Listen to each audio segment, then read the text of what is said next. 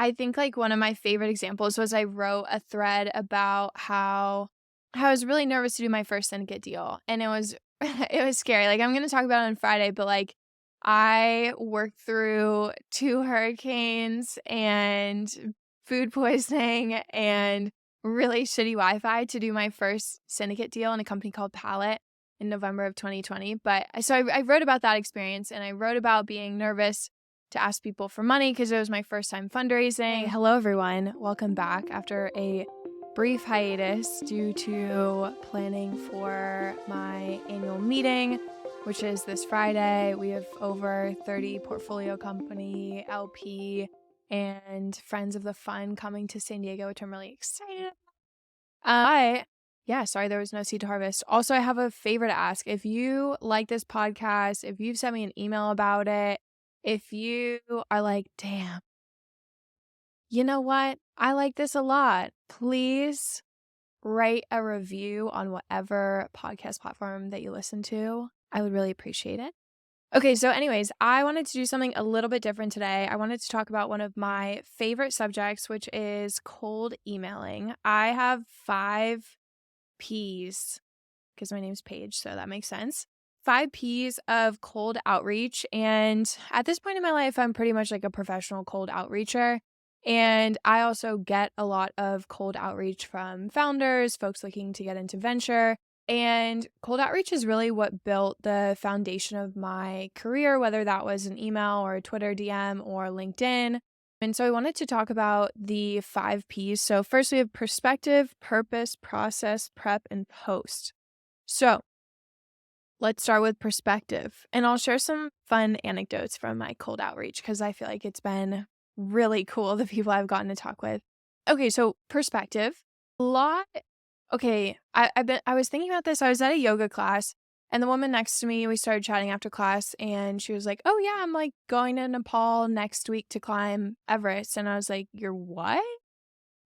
And I kept thinking about like people who do all of these incredible things live on the same dimension. You know, they exist in the same dimension, even if you're like looking at them through a screen or you're watching an interview on Bloomberg or you're watching an interview on Forbes, like they exist in your same dimension. And I think one of the things that's really cool about the internet is the internet enables you to talk to people who have, climbed the highest mountains or raised billions of dollars. Like they're literally just an email away. And so I want to provide that perspective. And then also they get asked for stuff all the time, for meetings, for money, blah, blah, blah. It is so nice to receive an email that's just like, "Hey, I love your story. I love what you did. Just wanted to share that. Hope you're having a good day." I get an email like that. I'm like, that was so nice. That just made my day. I'm putting it in my little impact Google folder. And I think that sometimes it can be kind of scary to reach out to people who are successful, but the truth is everyone puts their pants on the same way in the morning and we exist in the same dimension. So act like it. I think that I started doing cold outreach when I was probably in college, and I read this book that I really liked by Beth Comstock, who is a GE executive, and I wrote her an email, and I'm going to talk about this in purpose. I wanted to reach out to her and share the impact that her book had on my life. She wrote a great book on entrepreneurship, which is entrepreneurship within a company. I was working at Northrop Grumman at the time, and a lot of what she was saying about how you can be an entrepreneur within a larger corporation really spoke to me. But I basically was like, "Hey, Beth, I loved your book. Here's, some things about me. I'm a student at SDSU. I'm working at Northrop Grumman, and I think that your book was really impactful for me, and here's how I'm applying it in my work today." And then I was just like, no ask, just thought it was cool, thought I'd share. And I think she ended up emailing me back like a couple days later and was just like, "Hey, thanks so much for the note." And that was so cool to me. I was like, wow, I'm just like a college student. I wrote someone an email and they got back to me. And now like flash forward to today, I think like the value of cold outreach continues to compound because now as I built credibility and have done things like, built a venture firm, managing millions of dollars, investing in all of the amazing founders that we get to back up behind Genius Ventures, being on Forbes, writing a book, etc. Now I have more credibility to add into my cold emails, and the responses get even like faster. So, for example, there is an investor who I've wanted to interview who's on the Midas list for Seed to Harvest, and I just sent her a cold email and I was like, hey, here's my story. I'd love to have you on the podcast. And she replied literally like maybe in 4 hours. So I'm really excited to have her on, and I'll share who that is when she comes on.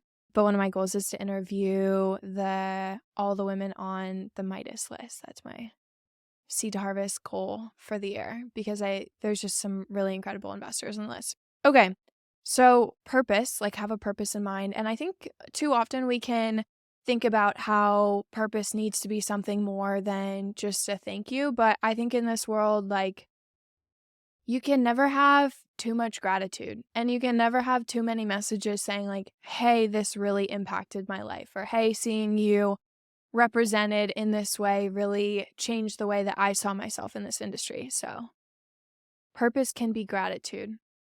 Gratitude can be purpose.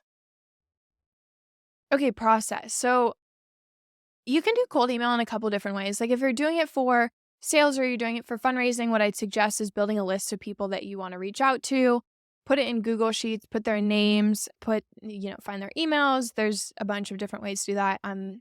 There's some blogs I'll link down below, but have their emails, and then go through. And what I would recommend is like either listen to a podcast or read a transcript of a podcast that they've done.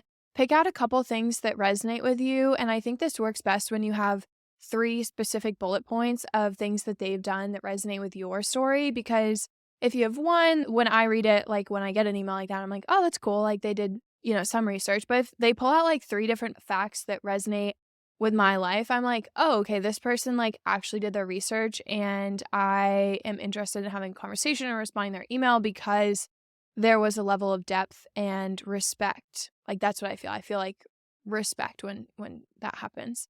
So I'd say pull 3 different things that resonate with you, put them in bullet points on the next column of your spreadsheet. And then, do this depends on your purpose. Like I was saying, I think you can do it individually. If you read something that speaks to you, write a quick email and just be like, hey, I really love this. Here's why. And that can be a process in and of itself. But if you're doing it for more sales oriented or fundraising, I would definitely recommend doing it in a batch way. So you can have it also enables you if you want to like hire someone to help you do cold outreach. That's a process that someone else can do for you as well. Sometimes the resonance part is like very personal. So I would recommend doing it by yourself for a while before you hire someone, and then go through and write an email. It's also like, it doesn't have to be perfect. Make sure your spelling and grammar is good, but it doesn't have to be perfect. And I think someone will get like the vibe. Like that's what you're really going for. It's like when you're writing the email, think about the person that you're writing to, and you're like, okay, how do I want this person to feel? Like, and you can imagine them either having like a good day or a really bad day. And you're like, okay, I want this person to feel appreciated, and I want them to, I just want to be able to express like my appreciation for them. So that is what I would say in terms of like the process side of things. And then for the prep, I think I originally did a cold outreach up in 2020, which is incredibly popular. It's been shared like hundreds of times. People still reach out to me today and say like, hey, I got a job because of this. I started my own syndicate. I like got in touch with someone I never thought I could get in touch with. And so the prep on this was like the prep for the call, which is I would consider, like, personally now I would change my call to action instead of like, let's hop on a 5 to 10 minute phone call, to asking them a specific question about something that has been on my mind.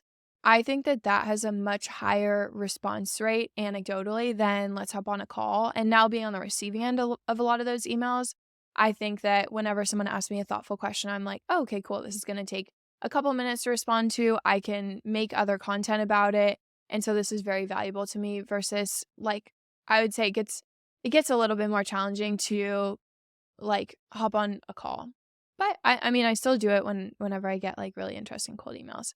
So that prep I would extend and have maybe 5 bullet points of things that resonate with you and 2 specific questions. So then when you go into the call, you have a little bit of context and you also have a purpose and it's less scary. It's kind of like, I liken it to like if you go to the grocery store when you're hungry and you don't have a list, it's kind of a lot. It's it's just a lot. But you go and you have a list and you're like, okay, cool, I got a mission. I can do this. And so I think that in this case, doing that prep for the call can make it less intimidating to talk to them. But I've definitely been, I think like I did this for Ann Miura-Ko, who is a founding partner at Floodgate, and she's also on the Midas list. I wrote her a cold email because I wanted her to write the foreword to my book, Seed to Harvest. And I just remember being on that call and just being like, pardon my French, but like scared shitless. I was like, oh my gosh. But I had like my prep work done. And so I had like different things that I resonated with her on. And I had some questions to ask her. And I had like my main purpose was to ask her about the foreword for my book. And I just remember like, I was like shaking. And then she was like, yeah, I would love to do that. So I think that was a really cool example of, a time where I was nervous about doing cold outreach and then it ended up kind of magical.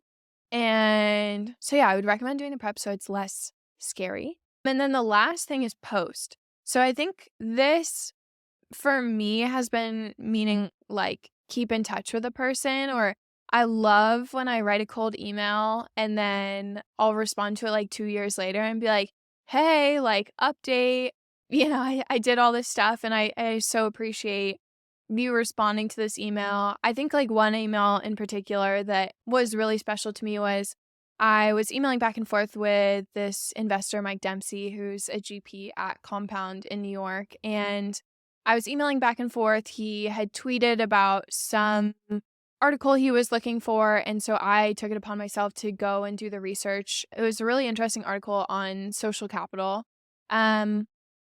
talking about how in Silicon Valley, angel investing builds social capital. And it talked a lot about how if we can extend that to other ecosystems and have angel investing build social capital as well, then there becomes like a more robust early stage financing environment, which I thought was really interesting.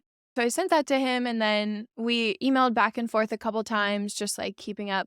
I don't know, sometimes I treat email like text. Like I'll just, be like, here's the thing I thought about. And then they reply and then you like have a conversation over email. And I think that the informality of that is really nice. I personally enjoy informal email. But I ended up meeting Mike in New York after that email. I actually booked a flight after he was like, oh, if you're ever in New York, would love to grab coffee. And I think he was probably the first like senior investor that I had cold emailed and reached out to. And I was like, oh my gosh, this is such a big opportunity. And also I've never been in New York. So I bought a flight kind of on a whim. I went out to visit my cousin. I saw New York for the first time. I love that city. San Diego's amazing. New York's energy is just different. I don't think I could live there because like seasonally I couldn't hang as a Southern California native. But I went to this breakfast it was supposed to be a 5-10 minute or like 30-minute coffee meeting. It turned into like an hour and a half at lunch or at breakfast in the West Village. And I remember he was talking about how him writing online had enabled him to build resonance when he didn't necessarily have like an investing track record. It got him this role at Compound. It enabled him to start investing like way sooner than he had anticipated, because at the time when he had started, I think he was around my age. He was like 24, 25. And a lot of people break into venture later. Like I'm kind of statistically impossible, I would say. I'm usually the only one on the cap table under like 25. And yeah. So I think like writing online enables you to build credibility as well. And if I went back and looked at some of the stuff I was writing around that period, and I think the combination of writing online and then doing cold outreach, where like that becomes a very compounding way to reach out to people. There is a very specific combination that I've used in venture where I write like resource guides, and then this helps me in two ways. So it helps me when people write me cold emails and they're like, "Hey, how did you do your first syndicate?" I'm like, "Oh, look at this. I spent like 12 hours writing a piece on how to do your first syndicate. It's a YouTube video. Here's all the resources that you need." So it helps when people cold email me. And it also helps when I want to cold email people because it's given me credibility within these different ecosystems because I produce so many educational resources. And I think that cold outreach is useful not only if you're a student in college, not only if you're in the middle of your career and looking to make a switch, but just like as a human, I think it's really fun to like reach out to people that you admire or look up to or have contributed to your influences. But I want to talk specifically about the job piece for a little and my own experience. I went to SDSU. We had like one alumni that worked in private equity. Shout out Justin Motika. He replied to my cold email. But there wasn't really, I didn't come from family money. It was just like, I didn't have any existing connections in venture, but I knew that I needed to make them to be successful in the field. And so I just started building lists of people who are writing online that I really like their writing in the venture space. I found a bunch of them through Twitter. And then as I got bigger on Twitter, I started doing more cold outreach via DMs. And these are like even more informal than I would say like any email stuff, because it's just like it's just not that deep. Like, I think there's this expectation of like you have to do like X amount of work and it has to be like this long and it has to be super formal. But I would just like write pieces and then DM people and be like, "Hey, I liked your thread, or I liked your tweet, or this made me laugh." And then a lot of times they would reply. And I think like one of my favorite examples was I wrote a thread about how I was really nervous to do my first syndicate deal. And it was it was scary. Like, I'm going to talk about it on Friday, but like I worked through 2 hurricanes and food poisoning and really shitty Wi-Fi to do my first syndicate deal in a company called Palette in November of 2020. But so I wrote about that experience, and I wrote about being nervous to ask people for money because it was my first time fundraising. And I remember Andy Weissman from Union Square Ventures who reached out and was like, "Hey, I love that you wrote this piece. Like, I still feel nervous when I have sent out a term sheet at Union Square Ventures, which is like one of the firms that I really look up to." And I just remember being like, that's so cool. Like, Andy's decades into his career and an incredibly successful investor, and he's writing me that like he still feels nervous. So I think like don't be afraid to be vulnerable as well. And then through that, I ended up like, I had written a piece on the Grateful Dead book, The Electric Kool-Aid-Acid-Test, and Andy's like way into that music as well. And so we were DMing back and forth about that. And then he was like, "Oh, do you want to hop on a phone call?" And I pride myself on being punctual and never missing calls. And I had stayed up so late working on my deck for the fund, for Fund 1, and I slept through our 7 a.m. call. And I just remember being like, my life is over. Like, I had one shot and I blew it. And I emailed him. I was like, "Hey, I'm so sorry. I like really wasn't feeling well. Can we please reschedule?" And I remember being on that call, and I remember being in my apartment that I was sharing with like 3 other girls, and I was just looking up at the ceiling, and he was talking about his like experience into venture and like asking me why I wanted to do this. And then he ended up committing to invest in the fund. And that for me was so special because he was someone I had really looked up to. And yeah. And I think there's really cool examples on the other side. So like founders that I backed, like for example, Neal from Beacons. I kept seeing like Beacons popping up on my For You page on TikTok, and I reached out. I was like, all right, this guy's got to have a Twitter. And then I found him on Twitter, and then I sent him a DM, and I was like, "Hey, I love what you're building at Beacons. Let me know if you want to chat." And that was ultimately how we ended up investing in Beacons through a cold outreach that I had sent. So it's like, you never know what you're going to get. Oh, and also there's like this cool I feel like I had read a lot about how Mark Cuban responds to his emails, but I ended up emailing him and I was just like, hey, here's my story. What books are you reading? That's one of my favorite questions to ask people, because I feel like you often see like the person and like you see their persona, but I think sometimes even more interesting than that is like, who are their influences? Like, who do they look up to? Who do they want to emulate? Once you're at that point in your career, like what are you shooting for? And that was really cool he ended up replying in like a day or something, and was just like, hey, here's what I'm reading. I'm reading a lot about AI. And so I think there's just been so many incredible experiences that I've had through being proactive, through sending that DM, through sending that email. And so I would definitely encourage you to do the same. I know this was like a little rambly, a little all over the place, but I hope you liked it, and I hope you have a wonderful week. And thanks for listening. And please leave a review if you like my podcast. I would really appreciate it. Special thank you to producer Riley Jennings and podcast editor Tate Doherty for your help on this episode. If you're listening and you'd like to connect with me, follow me on Twitter or LinkedIn, Paige Finn with 3 N's. Thanks again for listening. I really appreciate it. You can look out for new episodes every Monday at 5 p.m. PST. And if you'd like to learn more about the strategies and tactics of seasoned institutional investors and rising venture stars, check out our YouTube channel at Seed to Harvest. Also, my TikTok channel is Seed to Harvest, where I post a lot of behind the scenes. And if you like this episode, please rate and review this podcast wherever you get your podcasts, if that's on Apple or Spotify. Anyways, thank you so much for listening. I hope you have an awesome rest of your day.